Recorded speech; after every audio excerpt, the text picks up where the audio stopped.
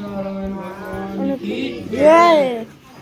श्रीमन्नारायण नारायण नारायण। यहाँ पे पूजा का थोड़ा एंड होने वाले। सत्यनारायण नारायण नारायण श्रीमन्नारायण नारायण नारायण श्रीमन्नारायण नारायण नारायण। बोलो नारायण नारायण नारायण। बोलो श्री सत्यनारायण भगवान की जय। फूल थोड़ा ले लो। ओम नारायणं नमस्कृत्यं नरं चैव नरोत्तमं देवी सरस्वती व्यासं ततो जयमुदीरयेत। उनके साथ कुछ पैसा भी रख लीजिए, 10-5 रुपये। मुदीरयेत एकदा मुनिः सर्वे सर्वलोक देवता सम्मेने मिसारे गोष्ठुं चक्रमं तदंतरे महा। तो गाइस अभी हमें फोन लेना है। शीशा सुयुक्त घन युक्तो तमायतो हरि शरणम। सब जने को दे दो बाबू, सबको दे दो। हे वैष्णव पूज्यों, आप गाइस सबने आप कथा प्राणियों सुनते की रहिए। बात पूछी है, अतः मैं आप लोगों के अनुरोध पर उस व्रत कथा को आप लोगों से कहता हूँ, जिस व्रत कथा को एक बार नारद जी ने भगवान नारायण से पूछा था, और जो कथा श्रीमन नारायण ने नारद से कही थी, वह कथा मैं आपसे कहता हूँ, सो कृपया ध्यान से सुनिए। एक समय योगीराज नारद जी सबकी हित की इच्छा से अनेक लोकों का भ्रमण करते हुए पृथ्वी लोक में पहुंचे। वहां उन्होंने देखा कि सभी मनुष्य अपने कर्मों के द्वारा अनेक प्रकार के दुखों से दुखी हो रहा है। वह सोचने लगे कि ना जाने कौन से यत्न करने से मनुष्यों के दुखों का निवारण होगा। जब वह कोई उपाय नहीं सोच सके तो भगवान विष्णु के धाम विष्णु लोक गए। वहां पर श्वेत वर्ण और 4 भुजाओं वाले देवों कृष्ण नारायण को देखकर, जिनके हाथों में शंख चक्र गला पद्म रहते हैं और गले में बनमाला पहने रहते हैं, ऐसे भगवान को देखकर स्तुति करने लगे कि हे भगवान, आप अत्यंत शक्ति से संपन्न हैं, मन तथा वाणी भी आपको पार नहीं पा सकती। आपका आदि मध्य अंत नहीं है। हे निर्गुण स्वरूप, सृष्टि के आदि भूत भक्तों के कष्टों को हरने वाले आपको मैं नमस्कार करता हूँ। नारद जी की इस प्रकार का स्तुति को सुनकर भगवान विष्णु मुस्कुराए और बोले कि हे नारद, अपने आने का कारण बताओ। तब नारद मुनि कहने लगे कि हे प्रभु, यदि आप मुझ पर दया रखते हैं तो बताइए कि उन मनुष्यों के दुखों का निवारण थोड़े ही प्रयत्न करने से कैसे होगा। भगवान ने कहा, नारद, मनुष्यों की भलाई के लिए तुमने अच्छा प्रश्न किया है। जिस व्रत को करने से मनुष्य सभी बंधनों से छूट जाता है, वह सुनो। स्वर्ग तथा मृत्यु लोक में दोनों में दुर्लभ एक उत्तम व्रत है, जो आज मैं प्रेम होकर तुमसे कहता हूँ। सत्यनारायण भगवान का यह व्रत अच्छी तरह विधि पूर्वक करने के बाद मनुष्य आयु प्राण सुख को भोग कर मरने के बाद भी मोक्ष को प्राप्त होता है। भगवान के वचनों को सुनकर नारद मुनि ने कहा कि प्रभु, उस व्रत का क्या विधान है, उस व्रत का क्या फल है, और उस व्रत को किस दिन करना चाहिए। भगवान नारद की बातों को सुनकर कहते हैं कि हे नारद, मनुष्यों की भलाई है। हे नारद, यह व्रत सभी स्थानों पर विजय दिलाने वाला है। भक्ति और श्रद्धा के साथ मनुष्य किसी दिन भी यह व्रत कथा कर सकता है। इसके लिए कोई दिन तिथि आधारित नहीं है। यस्मिन कस्मिन दिनों भक्त्वा श्रद्धा भक्ति समान्विता, यानी जिस दिन व्यक्ति के मन में श्रद्धा उत्पन्न हो जाए, उसी दिन सत्यनारायण की कथा कर सकते हैं। इसके लिए कोई दिन तिथि आधारित नहीं है। ब्राह्मण को बुला करके धर्म परायण होकर पूजन करे, भक्ति भाव से नवेद में केले का फल हो, घी दूध दही इत्यादि शुभ चरणामृत हो, गेहूं के आटे का सवाया लेवे, यह सब भक्षण भोग पदार्थ जमा करके सत्यनारायण भगवान को अर्पण कर देवे। बंधु एवं बांधव सहित ब्राह्मण से कथा सुने और कथा सुनने के पश्चात ब्राह्मण को भोजन दक्षिणा आदि देकर विदा करें। उसके बाद स्वयं प्रसाद को ग्रहण कर भगवान का स्मरण करते रहें। इस तरह से जो भी मनुष्य इस परम दुर्लभ व्रत को करते हैं, भगवान उनकी समस्त इच्छाएं पूरी करते हैं। ये प्रथम अध्याय। बोले श्री सत्यनारायण भगवान की जय।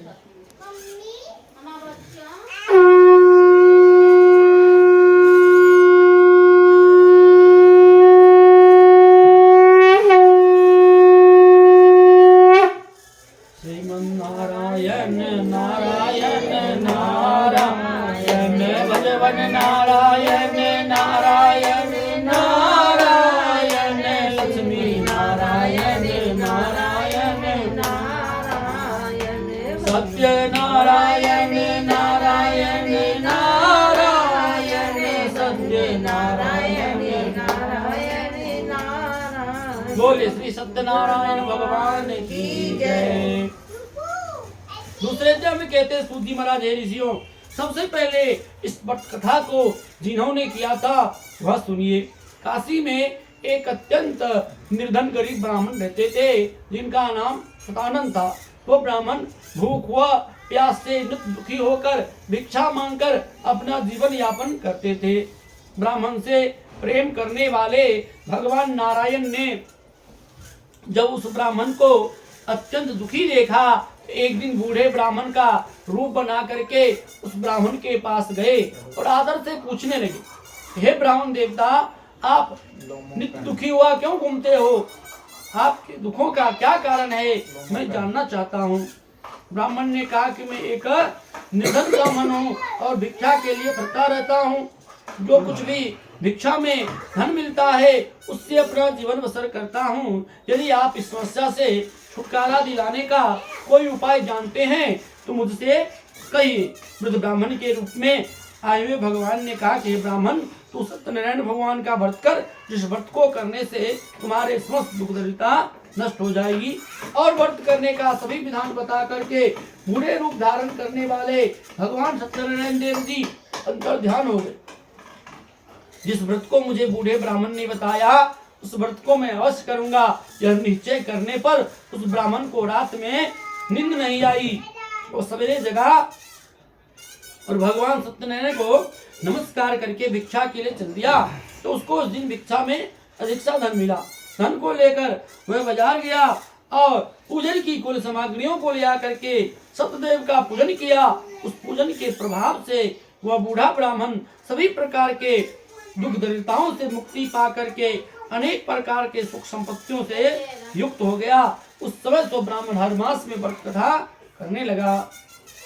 सूत जी महाराज कहते हैं, ऋषियों, यही कथा नारद को नारायण ने सुनाया था, सो मैंने आपको सुनाया। हे ऋषियों, अब क्या सुनाऊं? ऋषि कहते हैं, मुनीश्वर, संसार में उस ब्राह्मण के पश्चात इस व्रत कथा को और किस किस ने किया, हम यह भी जानना चाहते हैं। सूत जी महाराज कहते हैं, जिसने किया हुआ सब सुनिए। एक समय जब ब्राह्मण हर मास की भांति व्रत पूजन कर रहा था तो उसी समय एक लकड़ी बेचने वाला बूढ़ा लकड़हारा लकड़ी बेचता हुआ जा रहा था। अचानक उसको प्यास लगी और पानी की याचना से ब्राह्मण के मकान में गया तो देखा क्या कि ब्राह्मण पूजन कर रहा था। पूजन करता देख ब्राह्मण को नमस्कार किया और कहने लगा कि हे ब्राह्मण देवता, आप यह क्या कर रहे हो? इस पूजन को करने से क्या फल मिलता है? ब्राह्मण ने कहा, भैया, यह सभी कामनाओं को पूरा करने वाला सत्यदेव का पूजन है। आज जो कुछ भी तू मेरे पास देख रहा है सब इन्हीं की कृपा से प्राप्त हुआ है। यह सभी कामनाओं को पूरा करने वाले सत्यदेव का पूजन है। व्रत के बारे में जानकर लकड़हारा प्रसन्न हुआ। चन्नामृत प्रसाद खाने के बाद अपने घर को गया। लकड़हारे ने मन में संकल्प लिया कि आज लकड़ियां बेच करके जो भी धन मैं प्राप्त करूंगा उससे सत्यदेव का पूजन करूंगा। इस प्रकार संकल्प को लेकर वह लकड़ी के बोझ को अपने सिर पे रखा और जिस नगर में धनिक लोग रहते हैं वहां पर जाकर लकड़ियां बेचने लगा। तो उसको उस दिन लकड़ियों से और दिनों की भांति 4 गुना अधिक धन प्राप्त हुआ। धन को लेकर वो बाजार गया और पके केले फल, पूंगी फल, शक्कर, घी, दूध, दही, गेहूं का आटा आदि लाकर कुल सामग्रियों को ले आकर के सत्यदेव का पूजन किया। उस पूजन के प्रभाव से वह बूढ़ा लकड़हारा चौथे पन में धन, पुत्र इत्यादि सुख होकर संसार के समस्त सुखों को भोगकर मरने के बाद वैकुंठ को प्राप्त हुआ। इति द्वितीयोऽध्यायः। बोले श्री सत्यनारायण भगवान की जय।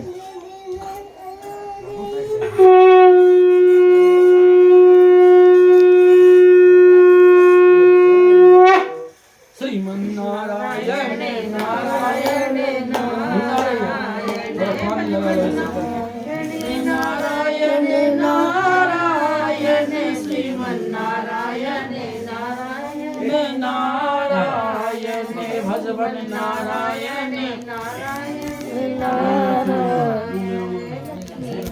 बासी आ रही है ना, ऐसे मुंह में अरे रख लो, बासी नहीं आएगी।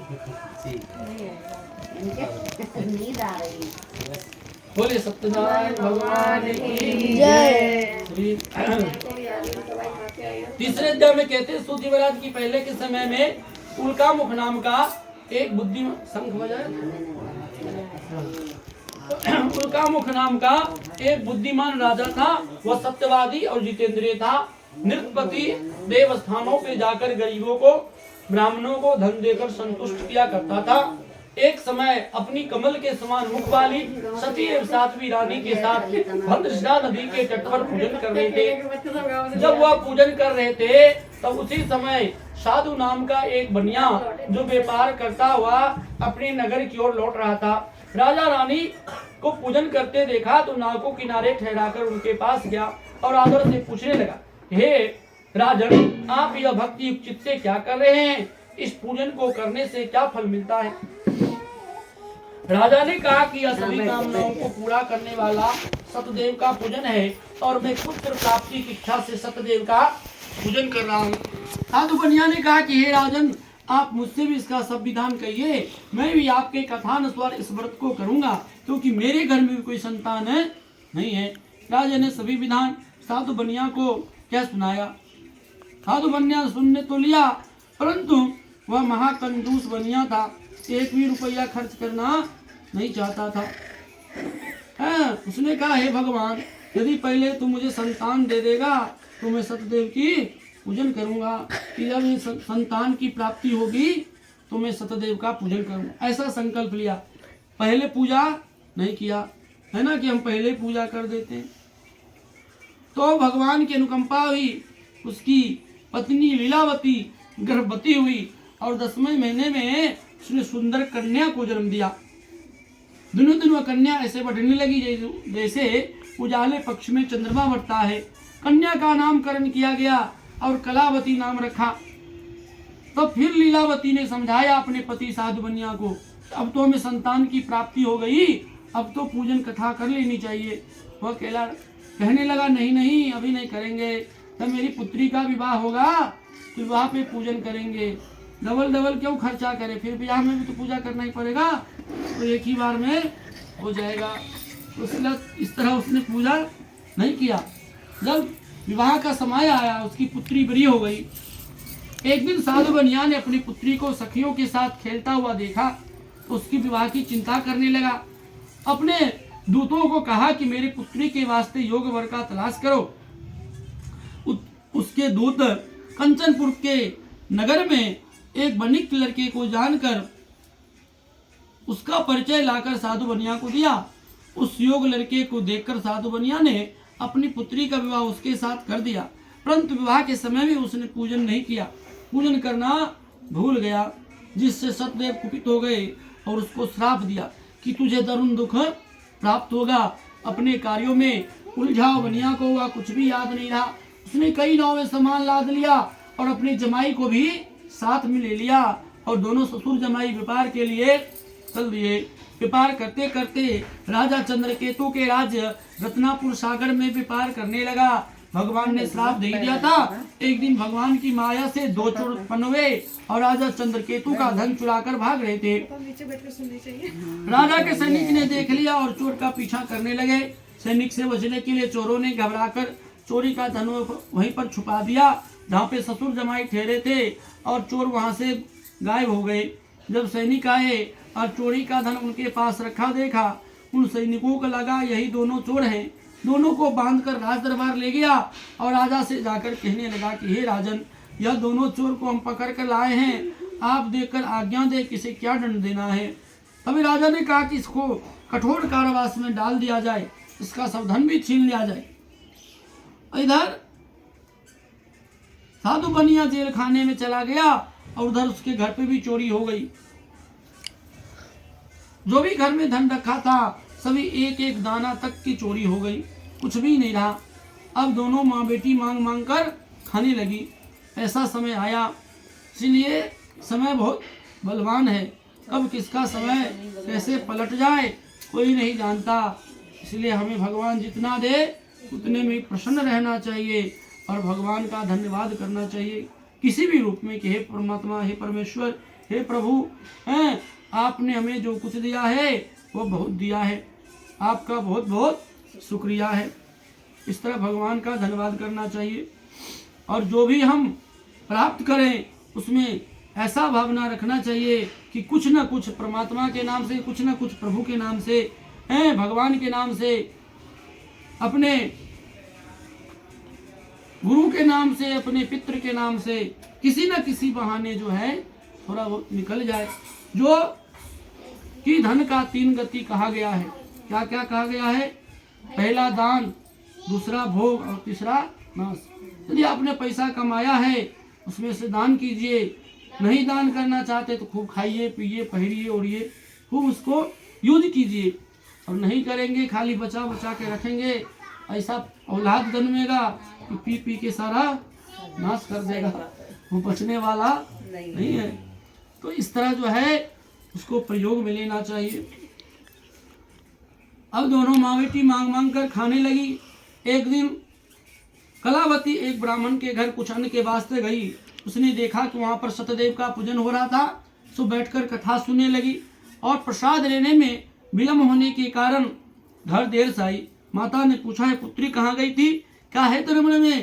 कहने लगी, हे माता, मैं एक ब्राह्मण के घर कुछ अन्न के वास्ते गई थी, परंतु मैंने देखा कि वहां पर सतदेव का पूजन हो रहा था, इसलिए बैठकर कथा सुनने लगी और प्रसाद लेने में विलम्ब होने के कारण घर देर से आई हूँ। अपनी पुत्री के बातों को सुनकर लीलावती को भी अपने पति के संकल्प का याद आया और उन्होंने भी व्रत पूजन की तैयारी करी और व्रत पूजन किया। उनके पास कुछ भी नहीं था, पूजन करे तो करे कैसे, परंतु पड़ोसियों से मांग चांग कर ले आई और सतदेव का पूजन किया। हैं, पड़ोसी अच्छा मिले यह भी भगवान की कृपा होती है, नहीं तो थोड़ा पानी गिर जाए तो लपड़ थोड़ी चालू हो जाता है। तो सत्यनारायण भगवान की कृपा से पड़ोसी अच्छी मिले तो बड़ी कृपा है। तो इस तरह जो है इस पड़ोसियों ने उसकी मदद करी और इस तरह सत्यदेव का पूजन हुआ। वही वरदान मांगा कि हमारे पति और दामाद शीघ्र ही घर आ जावे। साथ में प्रार्थना की, हम सब ने आपके प्रति जो अपराध किया है उसके लिए हमें क्षमा कर दो। तो भगवान उसके पूजन से संतुष्ट हुए और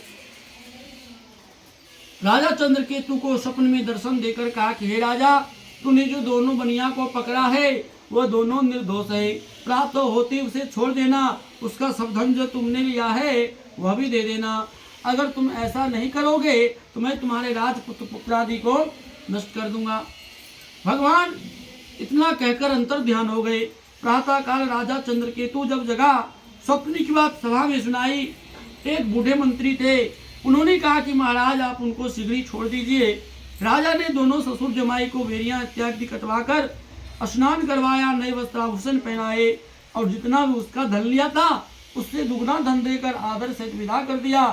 दोनों वैश्य बनिया राजा को नमस्कार करके अपनी नगर की ओर चल दिए। इति तृतीयोध्याय। बोले श्री सत्यनारायण भगवान की जय।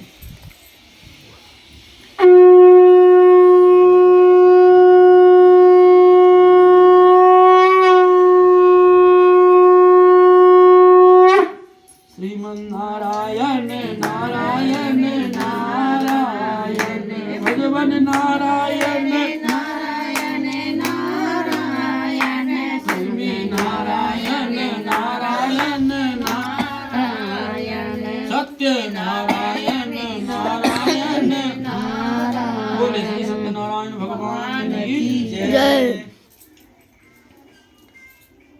आगे की कथा में कहते हैं सुख जी महाराज चौथे अध्याय में, इतना होने के बाद जब साधु बनिया अपने नगर की ओर चला तो भगवान ने उसकी परीक्षा लेनी चाहिए। इसको दंड तो दिया है परंतु यह देखना चाहिए कि यह सुधरा है कि नहीं। इतने व्यक्ति ऐसे होते हैं, भैया चाहे कितना भी उसको गाली दो, कितना भी फजहित करो, वो ऐसा क्या वैसा ही रहता है, वो सुनने वाला नहीं होता है। तो साधु बनिया भी ऐसा ही था। भगवान जब आए तो कहने लगे, साधु बनिया तेरे स्नाव में क्या है? कहने लगा महाराज क्यों पूछते हो, क्या धन लेने की इच्छा है, मेरे नाम में तो बेल आदि के पत्ते हैं। भगवान ने कहा अरे मूर्ख, अभी अभी तुमको डबल करके दिलवाया है, जेल खाने से मुक्ति दिलवाई है, और फिर भी कह रहा है कि पत्ते हैं। तो ठीक है, तूने जो कहा है वही सत्य होगा। ऐसे ही घर में लोग होते हैं तो ऐसे ही करते हैं। आजकल में मम्मी पापा घर में ही होते हैं और बच्चों को आगे कर देते हैं। कोई बाबा बाबा आए तो कहते मम्मी पापा घर में नहीं है, और मम्मी पापा घर में ही होते हैं। हाँ, और इस तरह जो है पता नहीं किस रूप में नारायण मिल जाए। देखो सब चीज का विधान है। भिक्षा जो है मुट्ठी के बराबर है। कोई भिक्षा मांगने आए तो 2 मुट्ठी चावल दे दो, 1 कटोरी आटा दे दो, 2 रुपया या 5 रुपया दे दो। इससे ज्यादा कोई मांगता है तो भिक्षा नहीं है वो, है ना। तो आजकल तो 12 रुपए भी आते हैं ना। हाँ, तो इसी क्रम बता रहा हूँ मैं आपको। 5 रुपए या 10 रुपए बहुत हो गया, नहीं तो बहुत आते हैं, ठग लोग भी आते हैं। तो लेकिन खाली हाथ नहीं लौटाना चाहिए, कुछ ना कुछ उसको देना चाहिए, दे के 10 रुपया 5 रुपया दे के लौटाना चाहिए। तो इस तरह जो है। हाँ, लेकिन कोई शराबी है, शराब के लिए मांग रहा है तो उसको नहीं देना चाहिए, नहीं तो देने वाला को भी पाप लगता है। आज तो एक हाँ, तो इस तरह जो है साधु बनिया ने देखा कि नाव तो अभी भैया धन से भारी था, एकदम से तुरंत हल्का कैसे हो गया। और जैसे ही चेक किया तो सारा जो भी धन था वो सभी पत्ते में परिवर्तित हो गए। बड़ा रोने लगा, सर पीट पीट कर मूर्छा खा के जमीन पे गिर गया। फिर मूर्छा खुली तो फिर रोने लगा। तो दामाद ने समझाया कि आपके झूठ बोलने के कारण यह सब हुआ है, अतः मैं डंडी महाराज के चरणों में चलकर क्षमा मांगनी चाहिए। दोनों ससुर जमाई डंडी महाराज के चरणों में जाकर अत्यंत भक्ति भाव से नमस्कार करके कहने लगे कि हे प्रभु, भगवान देखो सबका उद्धार करते हैं। भगवान कहते हैं मैं किसी को पकड़ता नहीं हूँ, और यदि किसी को पकड़ता हूँ तो उसको सुधार के ही छोड़ता हूँ। भगवान चाहते तो भैया उसको कह के चले जाते, अंतर ध्यान हो जाते, परंतु भगवान को उसको सुधारना था, इसलिए वहीं पे बैठे रहे, गए नहीं। रावण का उद्धार किए। या तो आप खूब भक्ति करो तो ही उद्धार करेंगे, या खूब दुश्मनी कर लो भगवान से तो भी उद्धार करेंगे। तो बीच में रहोगे तो उद्धार नहीं होगा। इसीलिए जो है दोनों तरफ कितने लोग चलते हैं, बीच वाले को नहीं होता। इस तरह जो है भगवान ने चरण में आकर वह कहने लगा कि हे प्रभु, हम तो अज्ञानी मनुष्य हैं, आपके रूप को तो ब्रह्मा इंद्र आदि देवता भी नहीं जानते, तो फिर बोला मैं अज्ञानी मनुष्य होकर कैसे जान सकता हूँ। आप प्रसन्न होइए, मैं अपने समर्थ के अनुसार आपकी पूजा भक्ति करूंगा। अब मैं जीवन में कभी असत्य नहीं बोलूंगा, हम आपके शरणागत हैं। तो भगवान कहते भैया कितना भी बड़ा पापी हो और एक बार भुजा उठाकर कह दे हे प्रभु हम आपके शरणागत हो गए हैं, तो भगवान उसी क्षण उसके समस्त पापों को क्षमा कर देते। परंतु हाँ, एक बार यदि शरणागति ले ली तो फिर दोबारा पाप नहीं करना चाहिए। ये नहीं कि एक बार शरणागति ले ली फिर पाप कर लिया, फिर शरणागति ली, तो फिर काम नहीं चलता। इसीलिए एक बार शरणागत हो जाओ तो फिर भगवान के भक्त हो जाओ, है ना। तो इस तरह जो है भगवान ने उसको क्षमा कर दिए। आकर देखा नाव में धन से पहले जैसा ही भरा हुआ था। फिर साथियों सहित समुद्र किनारे सतदेव का पूजन किया, फिर अपनी नगरी की ओर चला। जब नगर के निकट पहुंचा, एक दूत ने देखा साधु बनिया आ रहे हैं, घर पर जाकर समाचार दिया। उस समय दोनों माँ बेटी पूजन कर रही थी, लीलावती और कलावती। दूत ने जाकर कहा कि साधु बनिया अपने नगर के समीप अपने जमाई के साथ बहुत सारा धन धान्य लेकर आ चुके हैं। लीलावती ने कहा कि पुत्री, मैं तेरे पिता के दर्शन को जाती हूँ, परंतु तू भी कार्य पूर्ण करके आना। पर तू माता जब चली गई तो उसकी पुत्री को भी अपनी पति से जल्दी मिलने की इच्छा हुई, और जल्दी जल्दी में प्रसाद लेना भूल गई, और प्रसाद की अवज्ञा से सतदेव रुष्ट हो गए। उसके पति को पानी में नाव से अंतर ध्यान कर दिया। जब कलावती वहां पहुंची और अपने पति को नहीं पाई तो रो रो कर मूर्छा खा के जमीन पर गिर गई। इस तरह की दशा को देखकर साधु बनिया बहुत दुखित हुआ। हाथ जोड़ के नमस्कार करके कहने लगा, हे प्रभु, हमसे या हमारी परिवार के किसी व्यक्ति से अगर कोई भूल हुई है उसको क्षमा कर दीजिए। भगवान आकाशवाणी करते हैं कि हे साधु, तेरी पुत्री मेरे प्रसाद को छोड़कर आई है, इसलिए इसके पति को हमने अदृश्य कर दिया है। यदि आप घर जाकर प्रसाद खा के आवेगी, इसके पति अवश्य मिलेंगे। कलावती ने वैसा ही किया। घर पहुंचकर प्रसाद खाकर आई, उसके पति जो अदृश्य हो गए थे वो प्रकट हो गए। फिर घर पहुंचकर साधु बनिया ने विधि विधान पूर्वक सतदेव का पूजन किया और उस दिन से प्रत्येक संक्रांति को सतदेव का पूजन करने लगा एवं इस लोक के समस्त सुखों को भोगकर मरने के बाद वैकुंठ को प्राप्त हुआ। इति चतुर्थ अध्याय। बोले श्री सत्यनारायण भगवान की जय।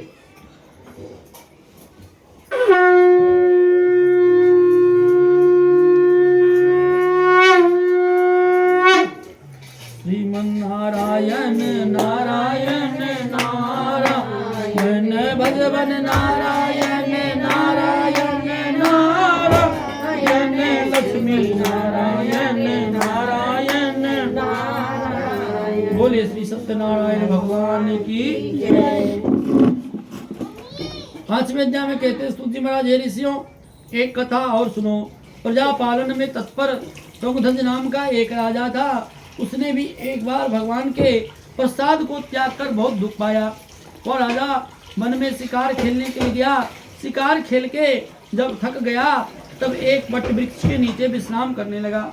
उसने देखा पास में कुछ ग्वाल बाल जो हैं नृत्य गान करके देव का पूजन कर रहे थे, परंतु राजा अभिमान बस वहां पर नहीं गया और शीश भी नहीं झुकाई।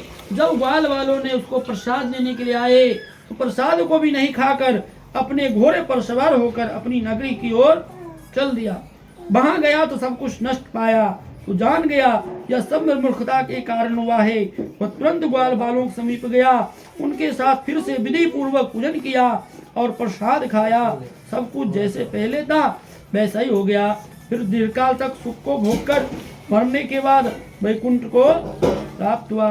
इसी तरह से जो भी मनुष्य इस परम दुर्लभ व्रत को करते हैं, भगवान उनकी समस्त इच्छाएं पूरी करते हैं। कलयुग में कलिकाल में इससे बढ़कर और कोई दूसरा व्रत पूजन नहीं है। उसने पहले समय में इस व्रत पूजन को किया। उसकी दूसरी जन्म की कहानी इस प्रकार है। वृद्ध शतानंद ब्राह्मण अगले जन्म में सुदामा के रूप में जन्म लेकर मोक्ष पाए। कुलामुख नाम के महाराज अगले जन्म में राजा दशरथ होकर वैकुंठ प्राप्त हुए। साधु नाम का वैश्य अगले जन्म में मूर्धवज बनकर अपने पुत्र को आरे से चीरकर भक्ति को प्राप्त किया। महाराजा तुंगध्वज अगले जन्म में स्वयंभू मनु होकर के भगवान के भक्ति युक्त कर्म करके मोक्ष को प्राप्त हुए। लकड़हारा भील अगले जन्म में निषाद राज हुआ। श्री रामचंद्र जी के मित्र वे, उनकी चरणों की सेवा करके मोक्ष को प्राप्त हुए। श्री सत्यनारायण वर कथा संपूर्णम। बोलो श्री सत्यनारायण भगवान की जय। अरुण ए अरुण यहाँ चला। यहाँ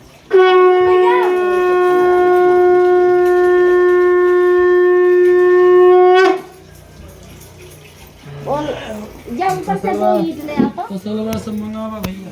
तसला जा ईंट ले आओ, 2 ईंट ले आओ ऊपर से। आपकी को बुला लो ये। अरे वो दूसरा वो बैठी रहने तो गाइस कथा खत्म हो चुकी है। थोड़ी ज़्यादा देर की वीडियो हो गई। अक्की आओ, अरे आ जाओ। अब अभी हवन होएगा, हवन। तो गाइस मैं आ चुका हूँ यहाँ पे। मैं कच्ची मैगी खा रहा हूँ यहाँ पे।